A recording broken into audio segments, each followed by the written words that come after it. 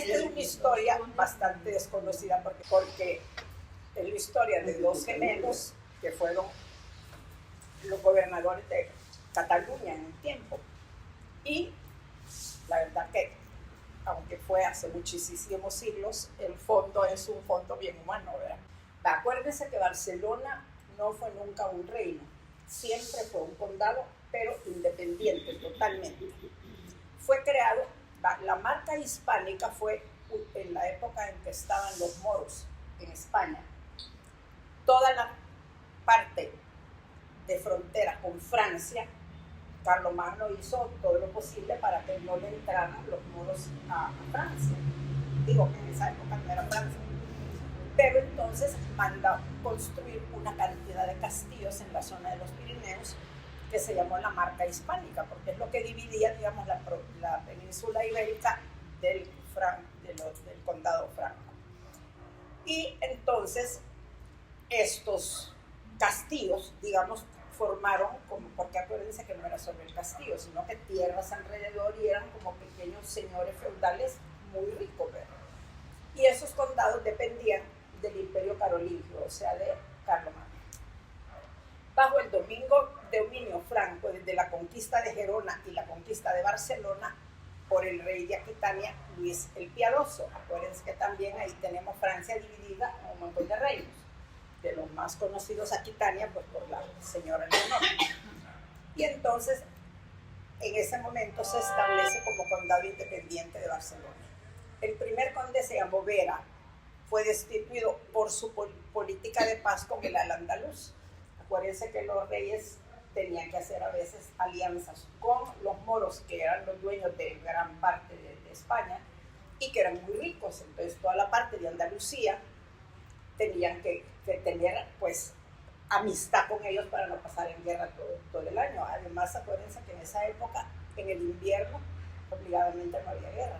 Entonces, en esa época aprovechaban para restaurar los destrozos del anterior, y el ganador le exigía al otro que le pagara un tributo, generalmente era pisto. Entonces, este conde Vera, dicen, lo destituyeron porque hizo alianza con uno de los califas o sultanes del Al-Andalus.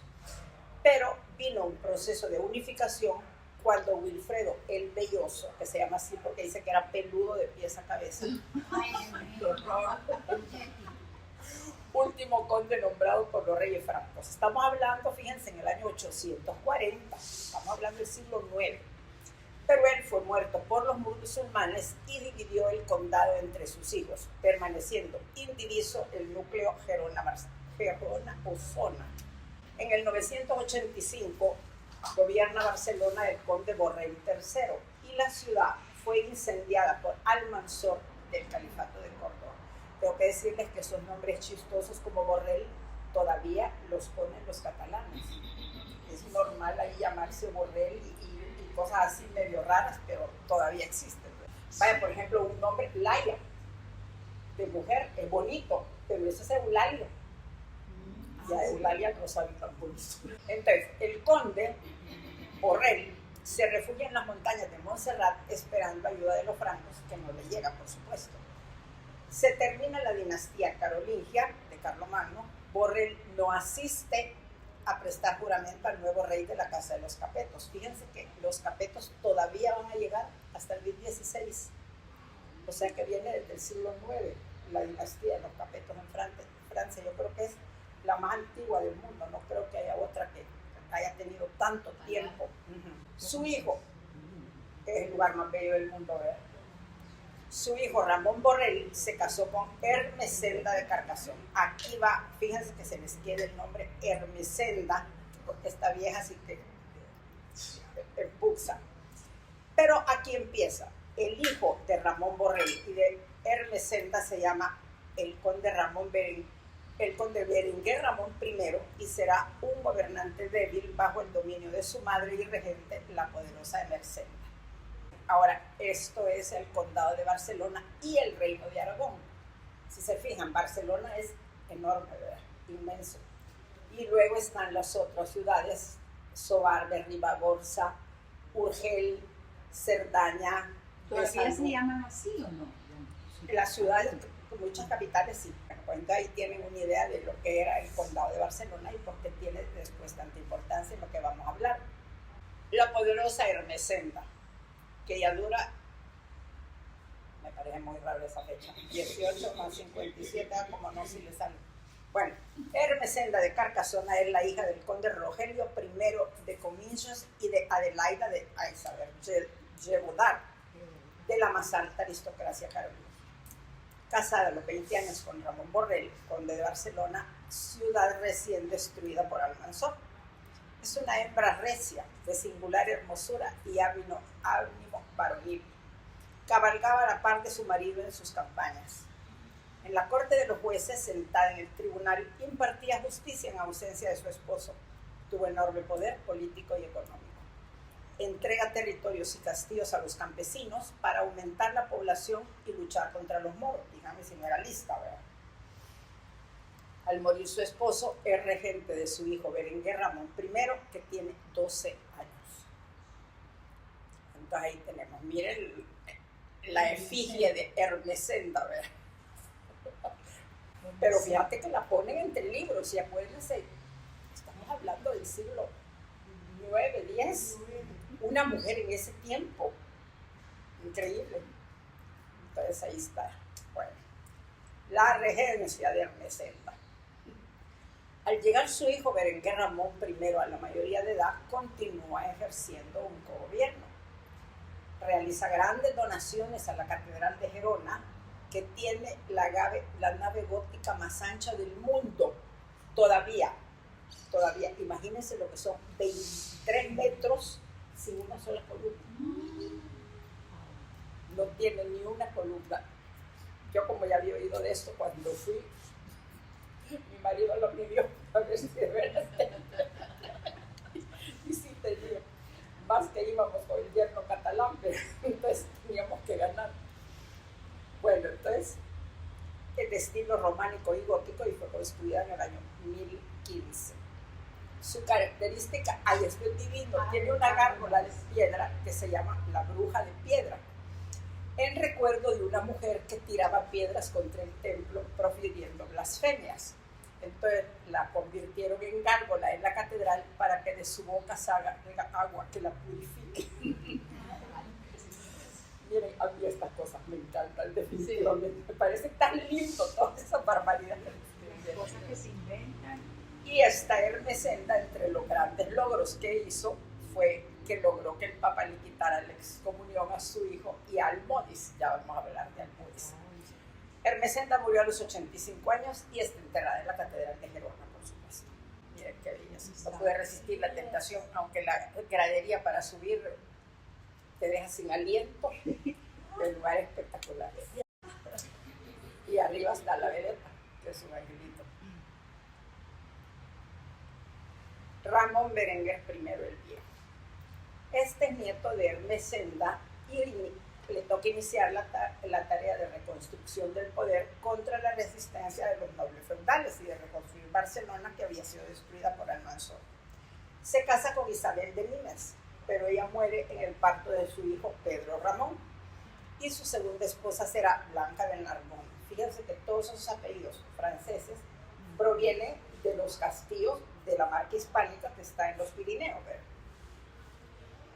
Pero durante un viaje de inspección de fronteras a la marca hispánica, se hospeda donde el conde de Tolosa, cuya esposa Almodis inicia un tórrido romance que termina en la fuga de ambos. Almodis de la Marca se fuga por el conde Ramón Berenguer. Almodis es una mujer de singular belleza, inteligente, hábil y política. Ella es hija de Bernardo de la Marca y desciende de Carlomagno. Además es dueña de vastos territorios en el Languedoc y los Pirineos. Ramón Berenguer repudia a su esposa Blanca por estéril y el Papa Víctor II los excomulga a pedido de Blanca y de Ermesenda. Ahora, no vamos a hablar mucho de Almodis, pero ella fue una mujer que hizo un montón en la época que le tocó reinar. Cuando se fuga con fulano, él tiene 53 años y ella 33. Y como Barcelona estaba medio destruida y todo, ella pone un montón de su parte para componer aquello y darle belleza, y quiere la casualidad que uno de los sultanes de Andalucía, o de Marruecos, bueno, va a llegar de visita a Barcelona. Y ella piensa, esas ciudades lindas y todo, y esta cosa tan fea. Entonces decide limpiar Barcelona, reconstruir Barcelona y además iluminar Barcelona. Por supuesto, a ver qué tipo de iluminación, pero dice que fue algo nunca visto cuando llegó el sultán. Bueno, entonces vamos a ver qué pasa con doña. Miren, qué belleza, digan que si no está divino, miren la fuga. Diego y almohadas. El Ramón Berenguer con Almodis. Pues, bueno, el primero es la fuga hasta con escalera, pero miren de este lado sí está divino. Wow. Ahora, calculen que esto es de los siglos X, ¿verdad? Nada de que es antier. En los años 900, por ahí, 80. La bella Almodis de la Marca. Su primer esposo fue Hugo de Lusignac, con quien tuvo un hijo, pero el matrimonio fue anulado por consanguinidad.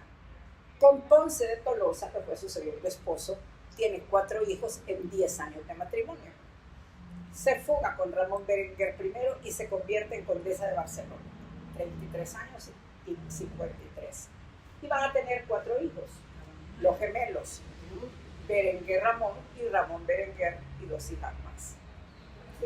Con el aporte de sus territorios, acuérdense que ella es dueña de un montón, crece el condado de Barcelona, consolida su poder comprando tierras por grandes sumas y compra hasta 11 castillos, con dinero obtenido de las altas parias de la taifa de Zaragoza. Acuérdense que Zaragoza es taifa, quiere decir un reino moro, ya no como Andalucía, sino que como con más relación con los reinos cristianos, pero claro, le cobran impuestos, ¿verdad? Son las tales parias. Y por acceso a rutas comerciales por mar y hacia Europa. O sea que la niña es bien inteligente y se le ocurre también incentivar el comercio. Almodis de la Marca, condesa de Barcelona, ahí está.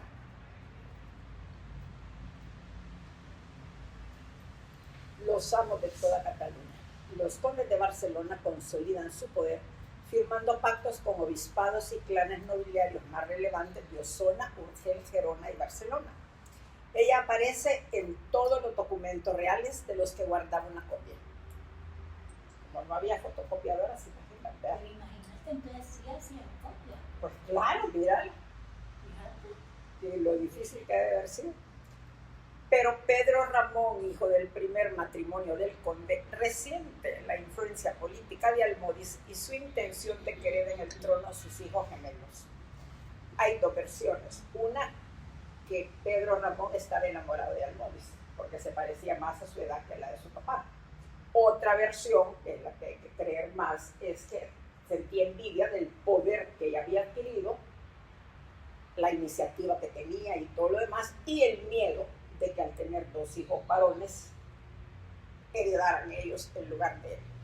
Los agravios y humillaciones de ambas partes y el odio de Pedro Ramón lo llevarán a asesinar a Almodis en el palacio. ¿A quién mató? A Almodis, el hijastro. El asesino es excomulgado por el Papa y cuando Emersenda consigue que le perdone la excomunión, miren la penitencia que le dan, 24 años de ayuno. Ay, Dios mío, peregrinaciones. Y peregrinaciones por el desierto. Y murió peleando contra los moros. Vaya, entonces, después de esta gran tragedia, que doña Almodis se muere, heredan el trono los gemelos. Ramón Berenguer I el Viejo muere 5 años después de Almodis. Y en su testamento deja en cogobierno a sus hijos bajo la tutela de la iglesia. Totalmente error gravísimo. Dejar a 2 gobernando y de la tutela de la iglesia, peor. Pero no pueden prescindir uno del otro en la firma de tratados y documentos y en decisiones políticas y económicas, los deja bien amarrados. Por constantes disputas y desacuerdos se turnan para no convivir en el Palacio Condal, 6 meses cada uno. El Papa envía un legado y una comisión formada por el obispo de Gerona y de abades que manda el reparto de bienes, propiedades y castillos por mitad, para que no se peleen los niños, mito y mito. Ramón Berenguer se llama Cabeza de Estopa por el color de su pelo y se casa con Mafalda de Ampulia, una dama normal. ¿Qué es estopa? O sea, ¿cuál es el color de pelo estopa? El hombre era pelirrojo, Ah, estopa. Cabeza de Estopa, y hay una novela preciosísima que se llama así, Cabeza de Estopa, que yo leí cuando tenía como 15 años, y que es una preciosidad, ¿verdad? Porque entonces ahí cuenta varias cosas que desde el punto de vista novelesco pudieron pasar después de lo que va a ocurrir ahorita. Yo creía que estopa era como el color del trigo. Pues por ahí yo me había todo, pero en catalán es Cap de Era Estopa. cuando cortan el Sí. trigo. Cap de Estopa, pelirrojo. Y el halcón, que va a jugar un papel bien importante en la historia. Continúa la reconquista haciendo retroceder las taifas de Zaragoza y Lérida, pero los desacuerdos entre los hermanos aumentan y el odio de Berenguer Ramón por su hermano crece. Con el apoyo de algunos nobles descontentos, Cabeza de Estopa es asesinado por orden de su gemelo en el bosque de Percha de la Astor en Montseny y tirado a un lago. Les voy a contar una cosa chistosa. Como yo leí esa novela cuando tenía 15 años, pero entonces, como yo dije, hice locas a todas mis hijas, todas leyeron Cabeza de Estopa y a todas les encantó.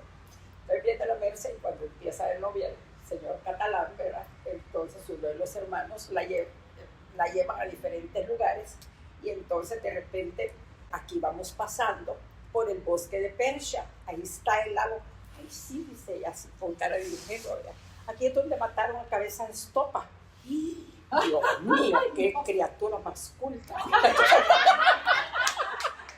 Bueno, entonces resulta que Berenguer Ramón se queda gobernando solo.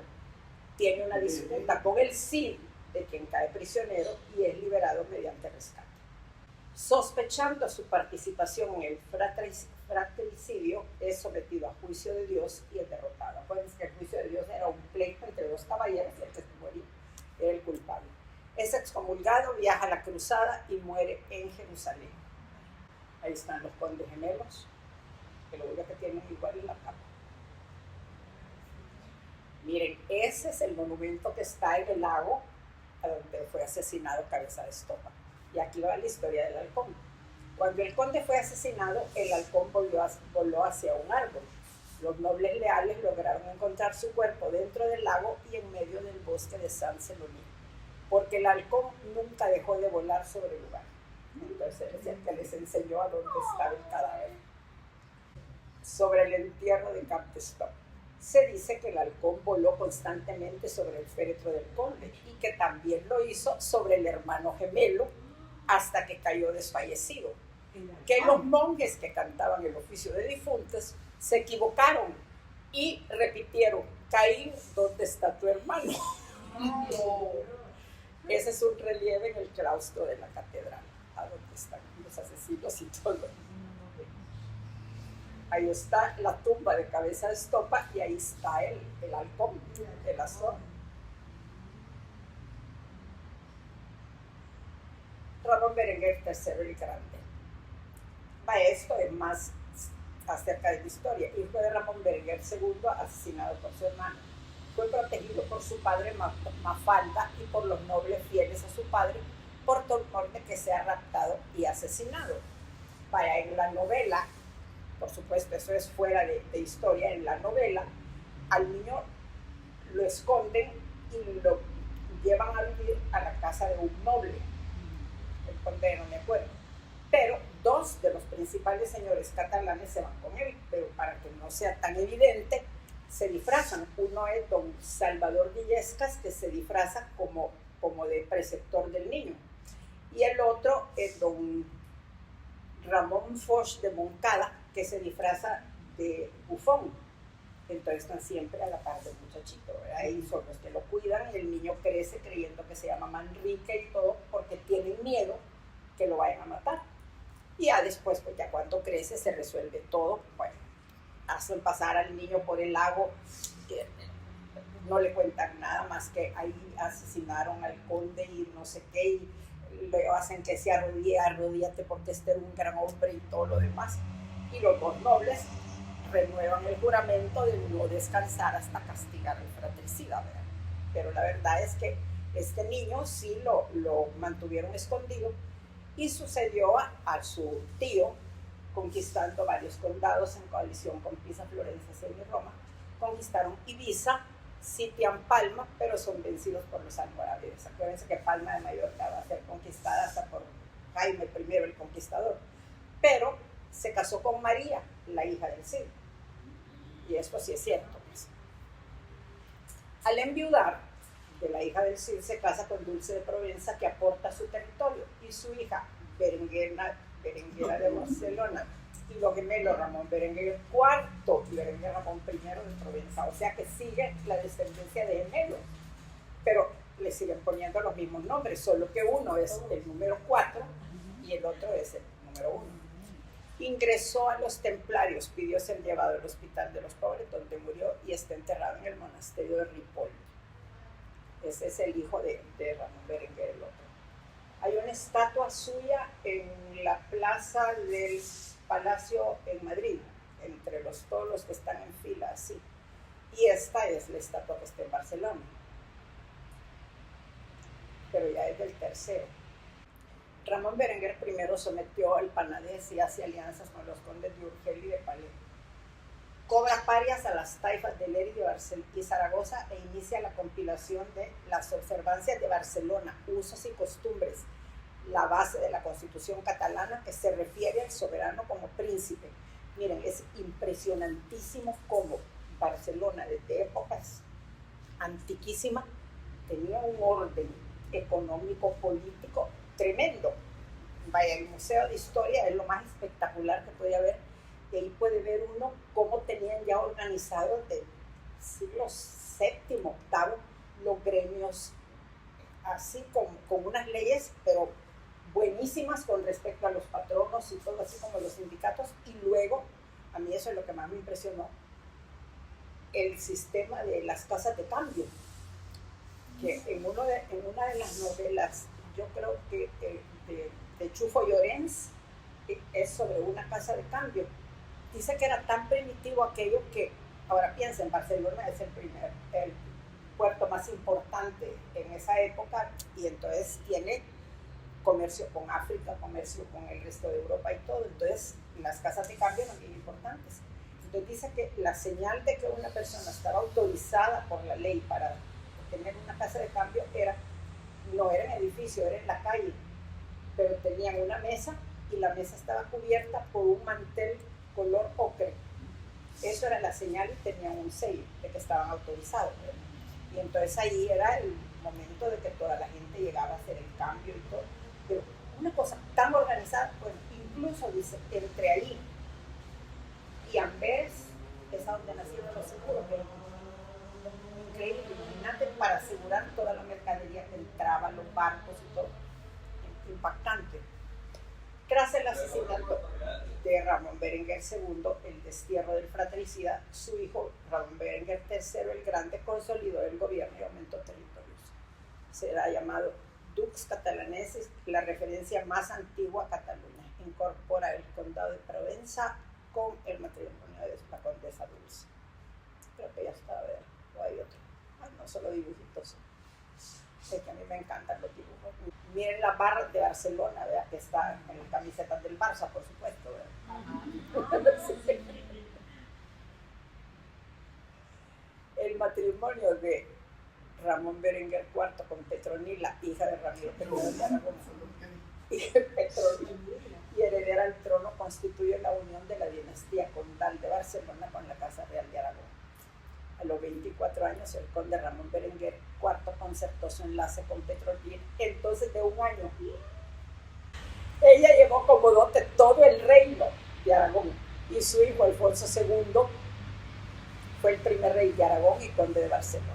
En 1258, Jaime I el Conquistador, rey de Aragón, Valencia y Mallorca, renunció a los derechos sobre los territorios al norte de Barcelona, y el rey de Francia a los condados al sur.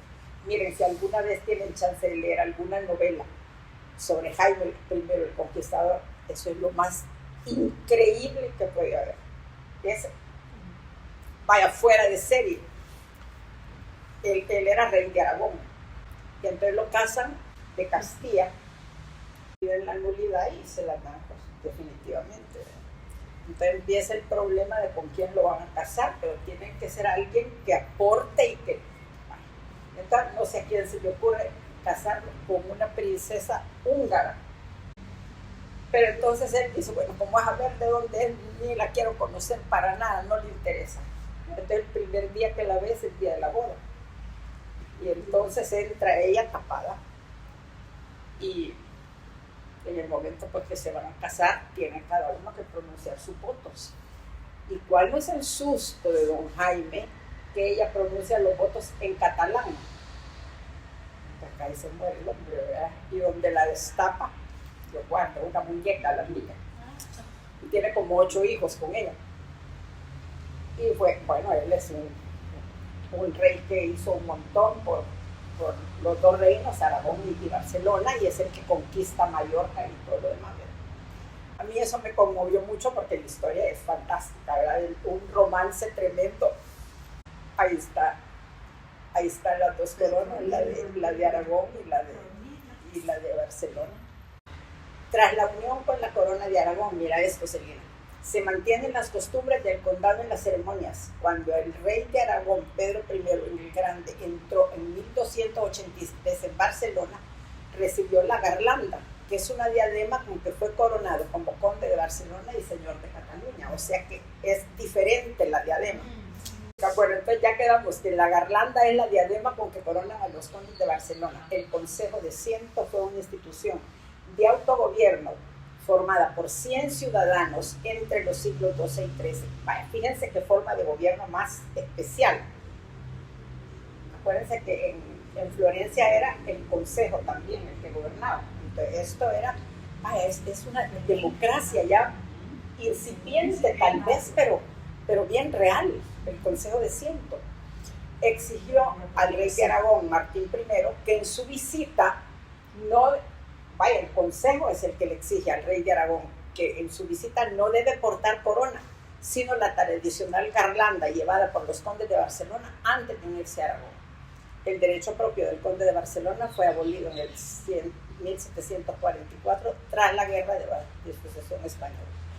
Don Juan fue conde de Barcelona, el papá de Juan Carlos, título heredado por su hijo Juan Carlos I y su nieto Felipe VI. O sea que él es la máxima autoridad del condado. Esa es la sala del Consejo de Ciento que viene de entonces. Y la última, eso me conmueve a mí. Esa esquina está en el barrio gótico de Barcelona. Y en ese lugar, arriba de esas gradas, se sentaron los reyes católicos cuando Colón llegó en su 3er viaje. El bajo alto relieve ahí muestra parte de eso. En la esquina se llama el Tinelli, no sé qué rayos quiere decir Tinelli, a donde salen en un salón grande los reyes, y ese fresco está todavía ahí, y va entrando Colón, pero entonces con él entran indios, unos con unos monos, con loras, pericos y toda clase, que es lo que Colón trajo, demuestra de que sí de veras había llegado hasta ahí, ¿verdad? Y que es una esquina espectacular, ¿verdad? Porque está así nítida y si se dan cuenta de todo el resto, no tiene aspecto gótico para nada, ¿verdad? Eso es una familia. Sí. Ay, pero es hermoso. Barcelona, que nos va a enamorar de Barcelona, que tiene cosas tan lindas, como que solo de Gaudí, todo lo gótico. La Sagrada Familia, uno entra ahí y dice, Dios, ¿qué es eso? Ahí el Parque Güey, el parque Pueblo viejo, ¿cómo se llama cuando uno sube? Mondiu, Ajá, que hay representación de cada provincia de España. Precioso. Y el pueblo viejo, ¿cómo se llama cuando uno sube? Mondiu, Ajá, que hay representación de cada provincia de España. Precioso. La otra montañita que se llama el Tibidabo. Entonces los catalanes dicen que eso se llama así, porque en ese lugar es a donde pasó la escena del Evangelio de que el diablo se le apareció a Jesús con las tentaciones. Y entonces, ¿se acuerdan que la última tentación le dice, todo te daré si postrado me adoras? Entonces, por eso se llama Tibidabo, todo te daré. Aquí fue, y por eso el monte